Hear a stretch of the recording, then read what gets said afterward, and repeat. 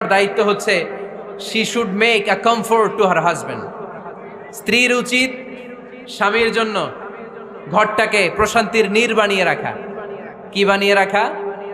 প্রশান্তির নীর। স্ত্রী হওয়া উচিত এমন যাকে দেখলে স্বামীর চোখ জুড়ায়, স্বামীর প্রাণ জুড়িয়ে যায়, স্বামীর হৃদয়টা ঠান্ডা হয়ে যায়, ঠিক কিনা? আর স্ত্রীর দিকে তাকালে যদি মেজাজ গরম হয়ে যায়, মেজাজ খিটখিটে হয়ে যায়, ঝামেলা আছে না নাই? ঝামেলা আছে।